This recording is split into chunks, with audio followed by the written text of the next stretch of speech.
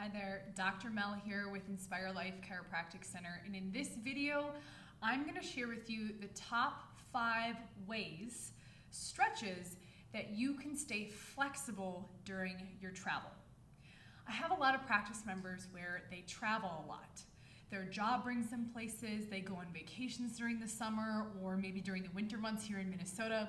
So I'm going to share with you ways that I have found to be super helpful when you're traveling. Because we know traveling can sometimes, although it's fun, can be hard on the body.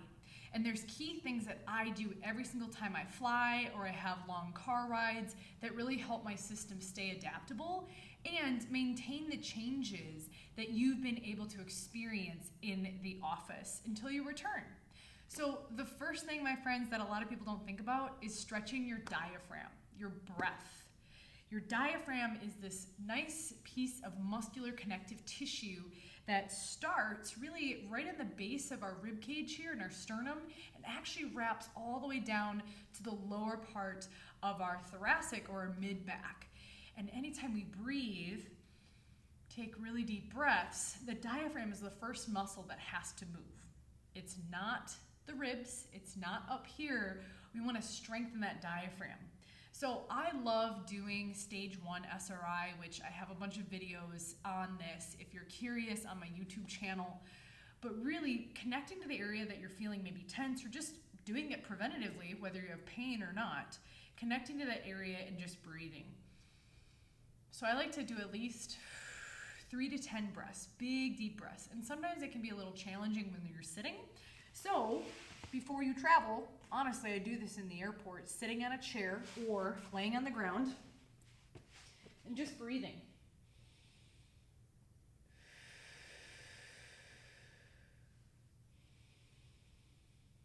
Breathing in through the nose, out through the mouth, and really filling up your belly, filling up your diaphragm. We don't want to breathe up here. That's not as effective. Think about it. When your lungs expand, we want that lower belly breathing, okay? So that's number 1, is breathing into the diaphragm. Plus, sometimes travel can cause anxiety. It can be stressful. These deep breaths with a long exhale can really help calm your nerve system. It tells the nervous system in your body that it's safe when we can breathe. We all know that person who's stressed out and they're up here, they can't breathe, right? So breathing, stretching the diaphragm is number 1. Now, second on that, most importantly, is your spine. Stretching your spine and your nerve system, your whole spine. So here's a tip. Rather than starting with specific exercises, we're going to start with stretching the whole spine. Everything and every exercise I'm showing you, I want to make sure that you sync up the breath. So not just randomly stretching, make sure you're breathing into these exercises and syncing up the body and the brain and the mind, okay? So one tip you can do is to just warm up your spine. So I like to exhale here, kind of find that rounding forward, and just noticing where maybe there's tension. And we're moving into flexion here, and we don't want to stay here, but it's good to kind of connect to those areas, stretching out the spine, and then as you inhale, sorry about my hair, inhaling up and finding that nice elongated spine, kind of tucking your chin, right? We don't want to be here. We want to connect to that nice alignment. Exhale, round forward. Inhale. And dropping those shoulders, having that head translate back, having that nice alignment.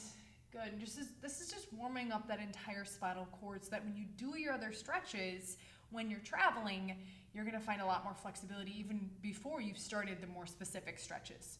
So doing this anywhere from 5 to 10 rounds with good breath. And don't be afraid to go slow. You don't have to speed this up. You're warming things up. Next one, I'm going to stay like this, is for your neck. A lot of us are stuck in what I call the sagittal plane orientation. We see people on their phone or on their computer desk here all the time. And again, you guys can do these if you're not traveling. These are important to do when you're just living life. So this is called the neck rotation or cervical neck rotation. So what you're going to do is, again, sometimes I find this to be easier standing.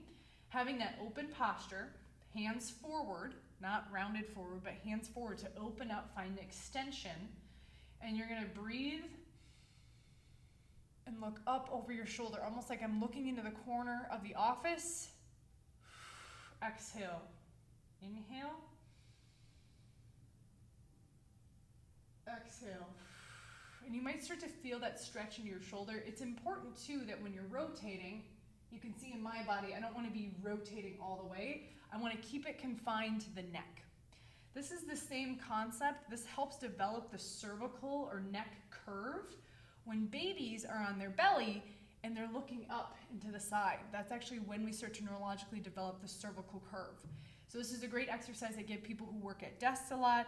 If we're traveling and sitting forward, if we're driving, opening up, getting your posture set. Don't just go into it, right? That's not going to do anything. Opening up and breathing. And you can see my shoulders stay still.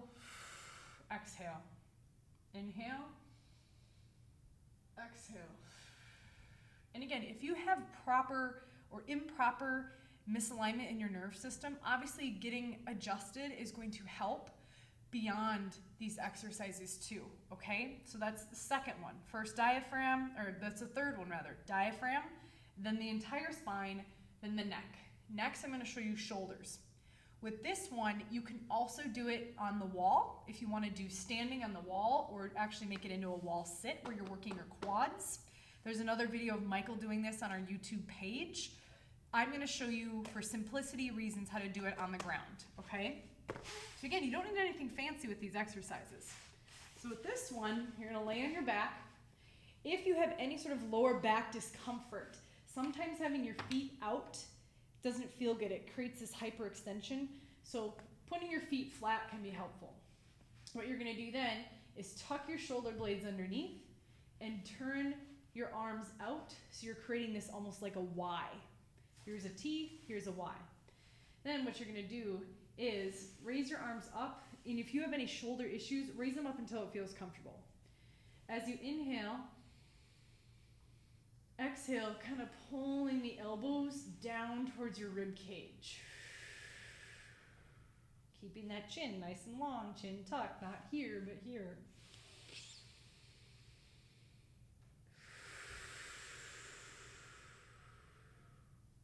So this is what we call Y wall sit, or Y, a Y exercise. And this is helping really open up that thoracic spine, and those nerves from your thoracic spine and your lower neck control your shoulders, okay? So I would do 5 to 10 rounds of that. Again, inhale, exhale. And if you want, you can actually pull, if you feel comfortable, you can pull your elbows all the way down. Again, making sure your palms are like this, not rotated out, but in that open extension posture. Inhale. If you can reach all the way overhead, that's great without any pain. And again, always being cognizant of your breath in these exercises, because that helps teach the body it's safe to move in this range of motion, okay? Now, again, if you have massive injury, do as much as you can. This is also going to help strengthen your lats. Like, you could add weights down the road if you're standing, the lat muscles, okay? Last, but certainly not least, is the hips and the lower body. One of the exercises I love to do most is what I call hip circles or hip rotation. So sitting like this, again, and if this is too much for you, I'll show you an adaptation for this. Sitting like this, I have my knees out, my feet are gonna stay in this posture, okay? So what you're gonna do is, again, inhale, keeping that good posture, not here, but inhale into the hips and using your hands as leverage. As you exhale, you're gonna windshield wiper your legs. Inhale, exhale, windshield wiper. And you see my feet stay, okay? My feet are staying on the ground. Now, some of you, if you have really tight hips, you might only be able to get to here. That's okay. Breath is really important, connecting. Breath and repetition. Now, when you get to this point and you get stronger, you can even start to add some rotation. You can kind of stretch into that anterior part of the hip flexors. What this is also doing is creating internal and external rotation of the femoral joint in the acetabulum of the ilium.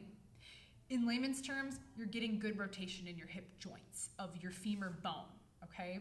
And it's more dynamic than just a static stretch.